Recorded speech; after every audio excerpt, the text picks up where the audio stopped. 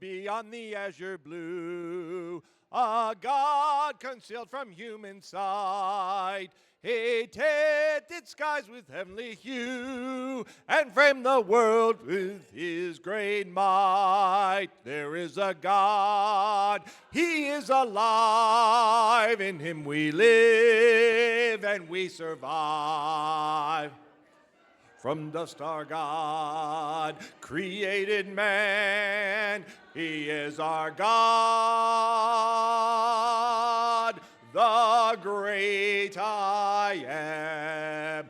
There was a long, long time ago a God whose voice the prophets heard. He is the God that we should know, who speaks from his inspired word.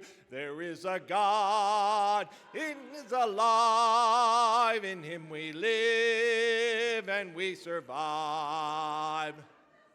From dust our God created man, he is our God, the great I am. Secure is life from mortal mind. God holds the germ within his hand. Though man may search, they cannot find, for God alone does understand. There is a God, he is alive, in him we live and we survive. From dust our God created man, he is our God, the great I am. Our God who shone upon a tree, a life was willing there to give, that he from sin might set men free, and evermore with him could live.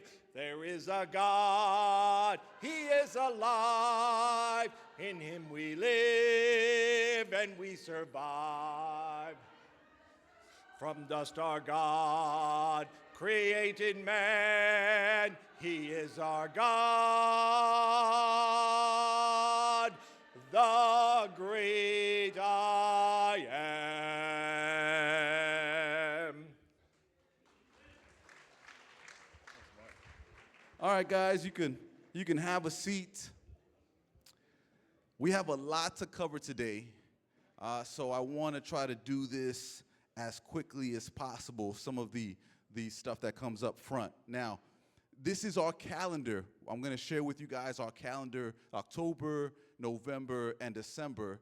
We're going to send out a PDF of this tonight, all right? But for those of you who are like, I'm not very good with technology, period, I got some physical, cut down a tree to print some out for you, all right? Now, there's not a lot of them because I love trees, all right? So unless you really, really, really need it, come up here and we'll be able to, I'll be able to share some of these with you. I want to highlight some of the more special kind of things that we have going on this month, all right? The first one, October 6th, is our Hispanic Latino Heritage celebration, okay? So we're excited about that. It's going to be at Reading High School.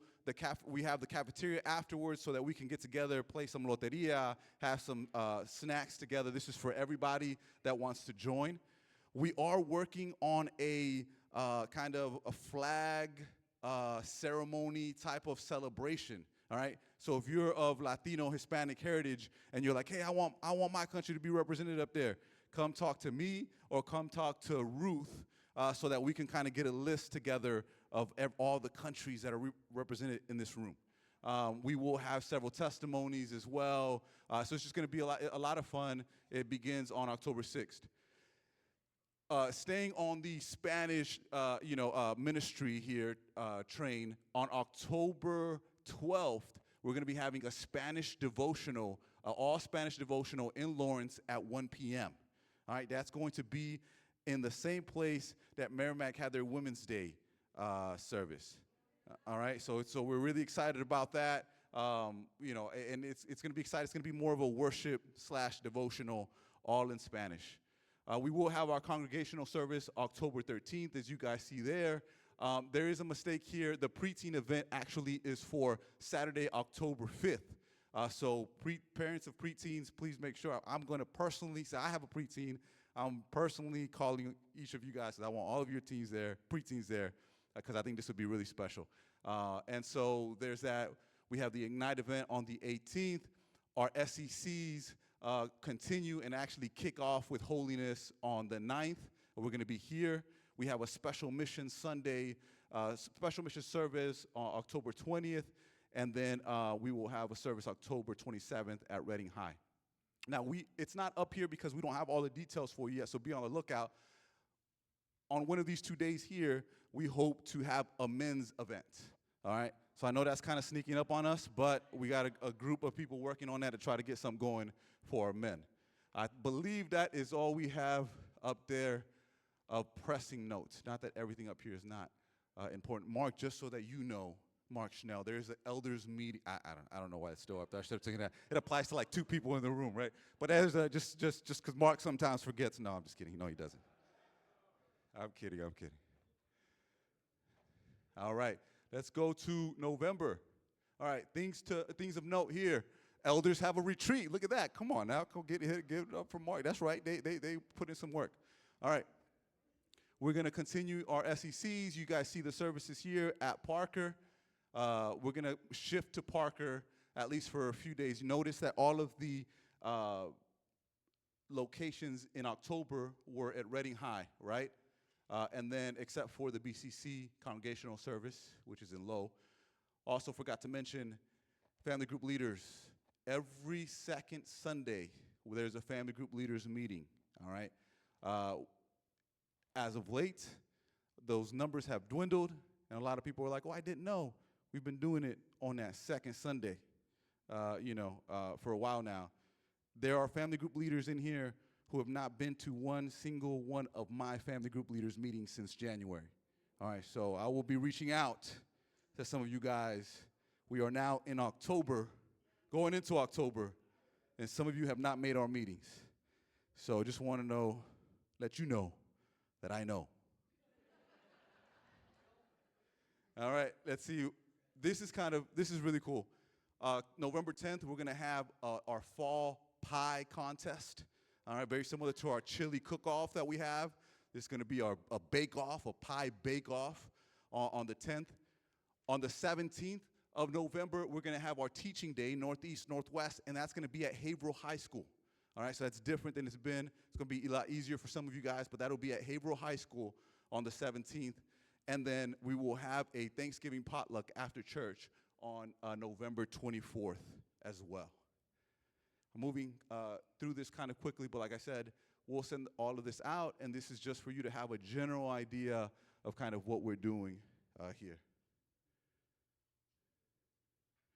December, this is the calendar for December. We're kind of shifting back and forth a little bit depending on what the availability is. As you can see here, we're at Parker 2 Sundays in a row. We're at Haverhill the 3rd, and then the 4th, we're back at Reading. All right, so November is going to be, make sure you're looking at your calendar month.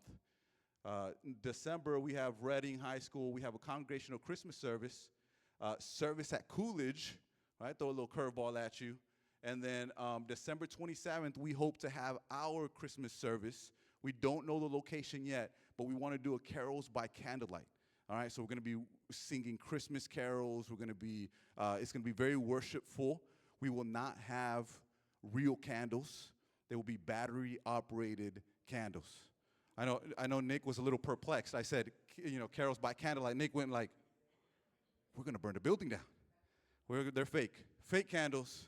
Nevertheless, it'll be really nice. More details to come on that then. And then the last Sunday will be at Reading High School. I think that is it. Does anybody have any questions? I just throw it out there. Or anything that I might have missed that you're like, yo, this is really important. It's all updated on Google Calendar. I go through the Google Calendar. So if the Google Calendar is something and it's wrong, then me and you will both be there in the wrong location. because that's what I look like. That's where I look at, for where I go. Somebody else over here. Go for it, sweetie. Ooh. Look at that. Okay. We'll definitely specify that. We'll have some judges. We'll have some judges to let you know.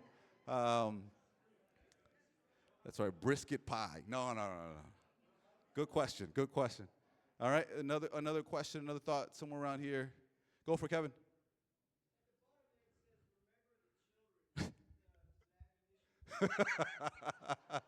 That is a wow, way to catch that. Very detail oriented. No. I definitely see it, but I'm looking for the footnote. I'm trying to figure out what the footnote is, but it's not up there.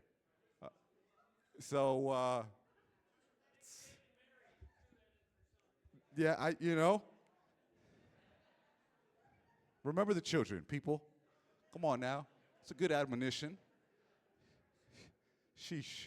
All right, good one, Kevin. I owe you for that one. Next time you come up here, I'm gonna make sure I'll be heckling you like crazy. I know you're teaching next. All right, who's next? Anybody else? It's good stuff, guys. Good stuff. All right. Well, let's jump into the class for today. We're going to be looking at loneliness again. Let me see if I can do this. 1 second.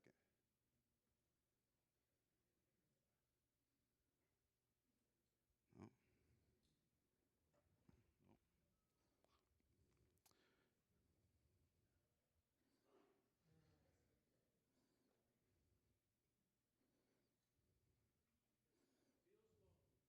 It does feel lonely.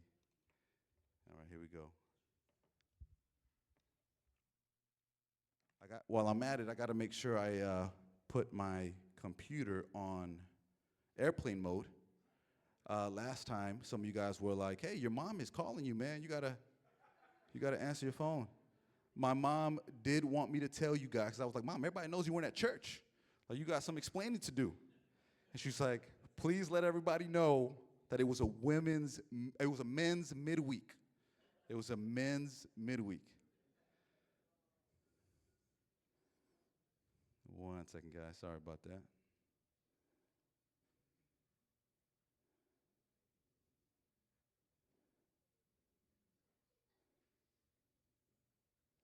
All right, there we go.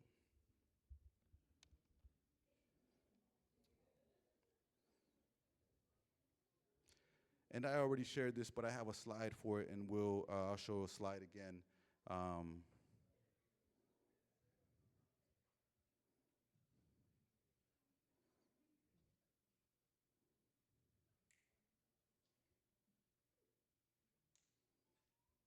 Got it.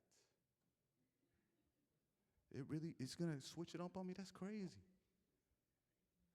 Sorry, guys. This goes over here. This goes over here.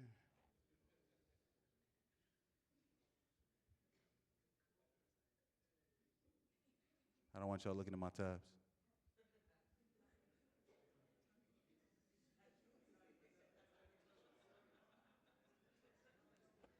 It's my cheating notes. All right, here we go. Preteen event. Make sure you're there. So we've been talking about loneliness because, again, it doesn't matter. We talked about this last time, right? It doesn't matter how great of a series that we put together. If we're not here to listen to it, then it's a waste. So we have to figure out why it is that as you look around, there's so many empty seats. There's a lot of good reasons why there's a lot of people not here, and that's great. But there's others who are not here because of something else, right? Something that perhaps they're dealing with, something that they're struggling with. And this is why, to me, this series is important, or these last two classes are important, because we have to go above and beyond the, hey, why weren't you here? It's like, hey, how can I meet your needs? Like, you're part of our family, and we miss you. Like, your not being here actually affects everybody. And one thing that stops people from coming out really is this idea of loneliness. Are you guys with me? Does that make sense? All right. Let me just make sure I eliminate all distractions. There we go. And so that's why I thought it was important for us to continue to talk about this. You know, as I look through the statistics, and I've shared this with some of you guys, but man, they're humbling. 58% of American adults are now considered lonely. The younger of an American that you are, you're almost twice as likely to be considered that if you're under 65. Here's the numbers for anybody from 18 to 24. 79% of those from the ages of 18 to 24 consider themselves to struggle with loneliness. All right? And this is not just like oh yeah, I feel lonely every once in a while. This is a deep, deep loneliness. And that's almost 80% of young adults, which is crazy because you would think like these are the people that have like their whole life in front of them, and it seems like they're the ones that are struggling the most, and they're the ones connected digitally to more people probably than they've ever been connected to in their lives. I've shared this before, but the Surgeon General says that struggling with loneliness is about the same as smoking 15 cigarettes per day or 6 alcoholic drinks every single day. All right, so struggling with this deep level of loneliness is the same as smoking 15 cigarettes per day. That's what the Surgeon General came out and said not that long ago, right? Of course, you know there's a big struggle with obesity in the United States. Right? The Surgeon General says that being lonely is actually worse for your longevity than obesity. Worse for your longevity than obesity. That's wild. That's wild. Now, God has a plan for all of that, of course, and we've seen it, right? Psalm 68, verse 6 says, God sets the lonely in families, right? God's like, come to my household. I have a family for you. I have somebody that's going to be able to take care of you. Psalm 92:13, the righteous will flourish like a palm tree. They will grow like a cedar of Lebanon, planted in the house of the Lord. Once again, God's saying, come to my household. Are you struggling with loneliness? Come to my family. Romans 8:38-39, for I am convinced that neither death nor life, neither angels nor demons, neither the present nor the future, nor any power, neither height nor depth, nor anything else in all creation will be able to separate us from the love of God that is in Christ Jesus, our Lord. And we talked about this on Sunday, right? We looked at Ephesians and how Paul breaks down just the different ways that God talks to us and compares his church to. And each one of them gets more and more intense when it comes to the relationship that we have with God, but also the relationship that you have with each other, right? The exhortation, right, at first is you are citizens of a kingdom. And yes, we owe this respect and this awe to our God. And we are responsible for a lot more than just our corner of the world, right? We are to evangelize the whole world. We have a responsibility as citizens of God's kingdom. But then he goes on, I'm your father. Right? You are my adopted children. That is a lot more intimate than the allegiance that a citizen owes to a king, right? Father-son relationship, that's deep. Father-daughter relationship, that's a whole nother level of connection. That's just not like the government building is in the downtown area and I live like 45 minutes away. That's like, no, my dad's room is the room next door. Right? Like I can hear my dad when he's about his business, when he's getting up, going to work. Right? I can hear when I'm scared, when I'm lonely, when I need help, I can get up and go to my dad's room. Right? And just be like, hey, can I come in and hang out? Well, I connect to this a lot because, well, sometimes I look around and there's like 5 other bodies in my bed, right? A total of 6 of us. And then sometimes I even look at the bottom and the dog is on there, right? And I'm like, this is crazy and I want to send everybody back. But then I'm like, man, they feel safe. They feel safe, right? This is the intimate picture that God is trying to help us connect with. And then he goes even further and he's like, forget that. Like it's not like I'm near you, I'm within you. Like, it's not just that, like, I'm in the next room and you could still sneak some stuff by me. It's like you are created so that I could live within. You are a brick, right, that's being laid on top of each other, and together you guys make my temple. Together, right? I am within. And yes, we have the Holy Spirit in us. Please don't, misunderstand me here. You understand what I'm trying to say. But whenever you look at God working, whenever you look at God doing incredible things for his nation or in the world, he uses his people to move, to make impact. It's everybody together. It's one person. Hey, go get the rest and rally them. We're going to move together. If one person is hurting, it's affecting the whole community. If one person is in sin, it's affecting everybody.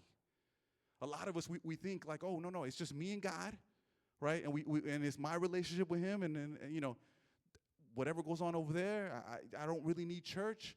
Well, listen, if you want to follow that type of Christianity, you're going to have to make up a whole nother God for yourself, because that's not the Christian God.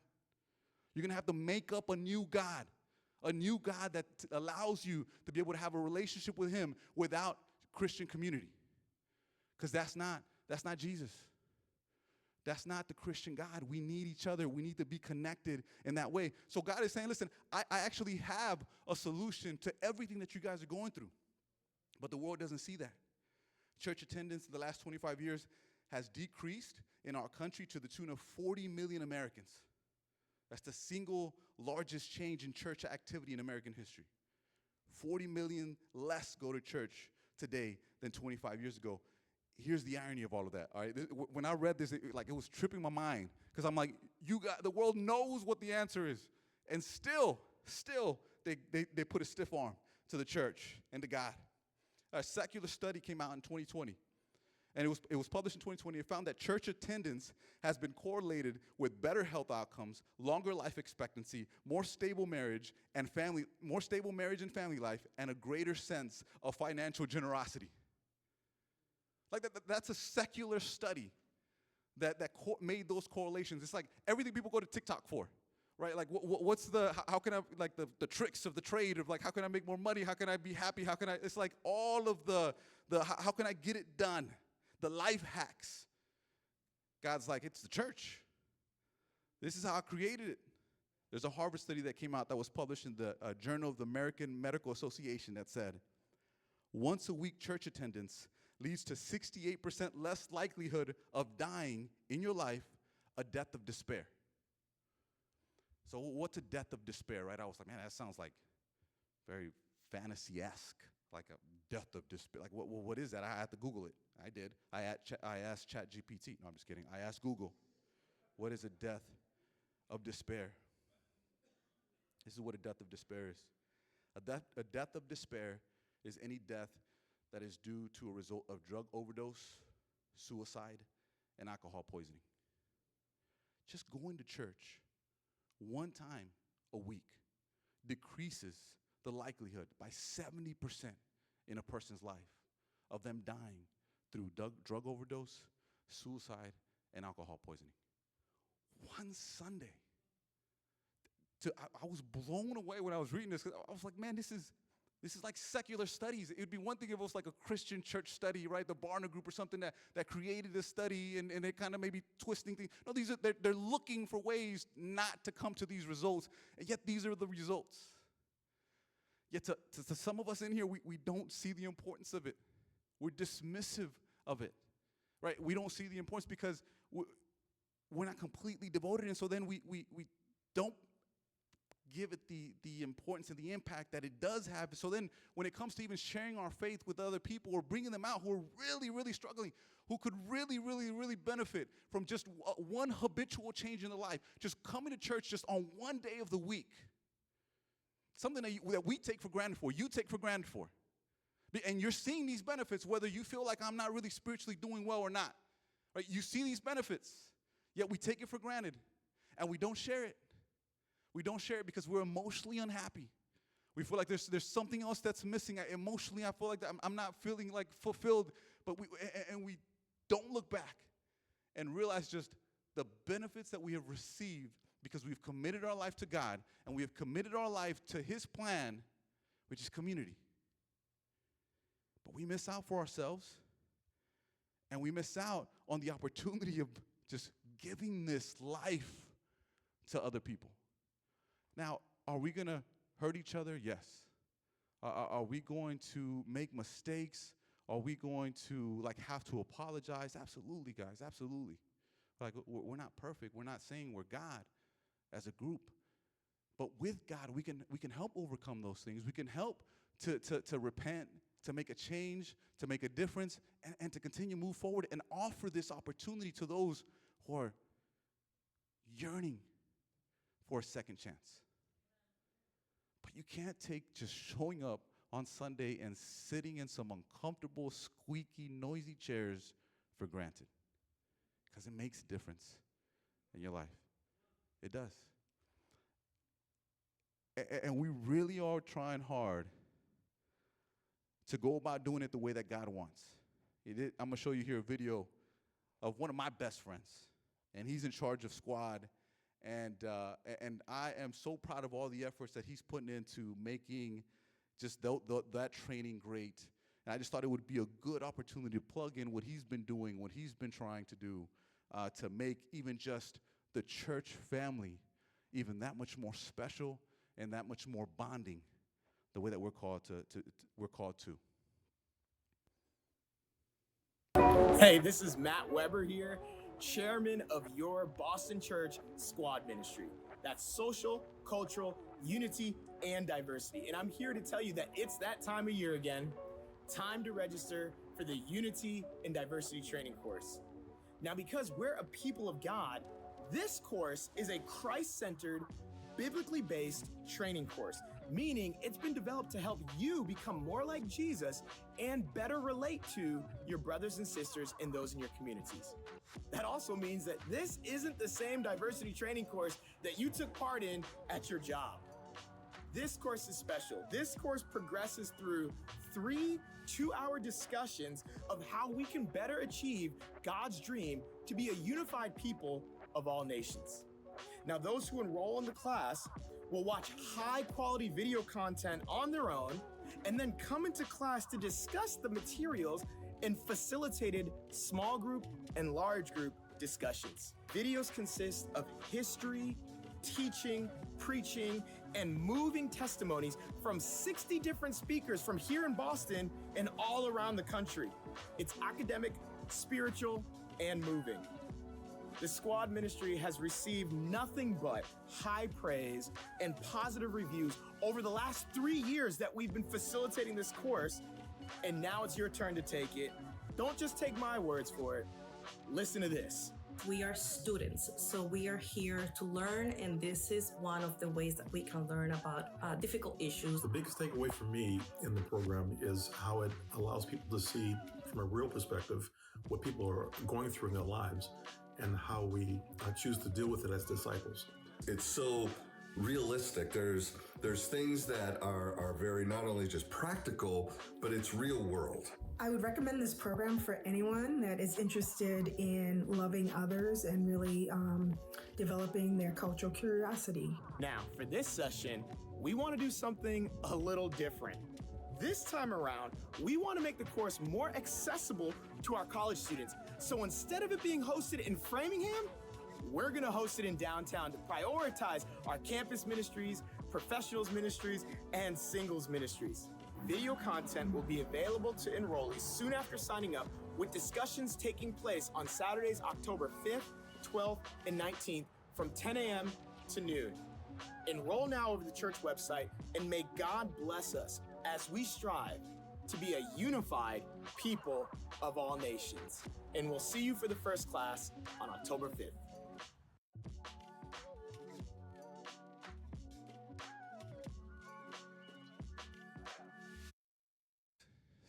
So it is, 8:05. I went a little longer than I had hoped. So I'm going to kind of cut to the end because it's one thing for me to be up here and talk about unity and community and how we need to be in each other's lives. And then it's a whole nother for you to actually be in discussions with each other and be in each other's lives. So what I want to do is break up into small groups. And I have some led discussion questions here that we can do. It's 8:05 right now, 8:07 maybe. And so if we do this here, we could probably finish by 8:40, I think. And so this is kind of what I was thinking. We'll break up into groups. These are the first set of questions that we could do. Maybe we could do 10 to 15 minutes on these. Here's the next set of questions. Importance of church involvement, share personal experience of feeling connected through church. How does being involved in church activities help combat loneliness? And what roles do fellowship service and worship play in fostering community? And then this last one here, I thought we could end with this. What shared interest groups or events can you organize? What needs in your community can we help meet? And how can you use your gifts to serve the church? So I figured we'd start here. I kind of have a timer set for us, and then I'll change the questions. But if we can then I'll break up into small groups and be as efficient as timely as possible, then we can get started. Thank you, guys. Break.